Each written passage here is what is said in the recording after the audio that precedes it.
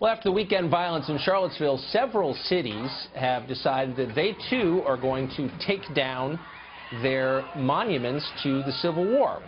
Baltimore hastily carried away 4 Confederate monuments Wednesday morning. Lexington, Kentucky is hoping to do the same. The Reverend Jacques DeGraff is a Fox News contributor. He's a social justice champion, he says, and he supports removing all Confederate monuments. The Reverend DeGraff joins us now. Jacques, good to see you. Good to see you, Tucker. So let me just say at the outset that I'm kind of sympathetic to your point of view. I mean, I wouldn't want to see something that offended me every day. There was an Al Sharpton monument on my street, you know, a Marion Barry monument. I wouldn't like it. So I don't, you know, if you're offended by these monuments, I totally get that. But here's my question. It's not that I'm offended. It's an offense to the United States of America to honor war criminals, to honor those who were traitors. So that's...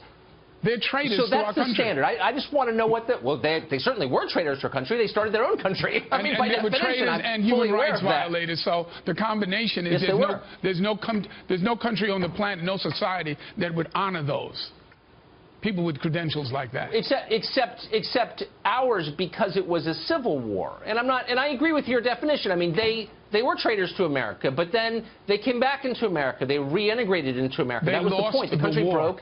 And then it came back, oh, absolutely, and thank God they did. But it was a civil war. It wasn't like we were invaded, and so it's a little bit more complicated than that. But here's my question. Does your view of this apply to all slaveholders or just Civil War figures?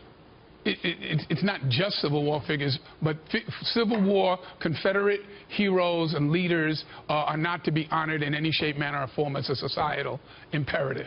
And the fact that we're coming to our senses with the statues and with the stars and bars, the American swastika, they all must fall. We thought we had resolved this in Charlotte a couple of years ago. It's still not resolved, and so we're moving expeditiously in every form and fashion to complete the task of eradicating these symbols of hatred and division. Now, well, I actually think you've got to more. You've got to say the issue of slaveholders. Can I say one thing? Just so you know, let me just inform you one thing. And I'm not even arguing with you. I'm just saying one of the reasons this hasn't been resolved is because the public is not for doing this. Only a small minority, only about a quarter of people polled yesterday in the United States thought that these monuments should come down. Over 60% said they should remain as historical remnants of an earlier age. So, like, you need to get the public on board before you do this. Wouldn't you agree? Well, the height of the civil rights movement, there were a lot of people who said that you need to go slow, you need to take your time, and now the people who they were saying that to are American heroes. So sometimes heroes, just like the people in the Boston Tea Party, if you had polled Boston, there would have been people who said, why are you throwing our tea in the harbor? So sometimes people... Well, because it wasn't a democracy then. Wait, hold on. It was not a democracy. Well, hold on. No. We had... No. So you've given up on the idea of representative government, of voting for things? No, I haven't given up on anything. You think that... I haven't given up on anything. It sounds like you have. What I'm saying is that I understand that some people who champion social justice get it before the main society gets it. Just as some people in the Republican Party were slow to get that their president is dysfunctional. Okay. Yeah.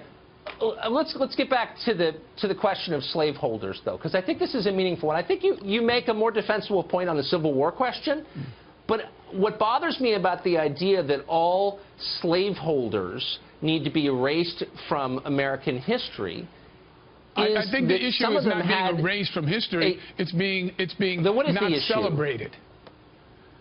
If you put your name on a building, you're being celebrated. Washington.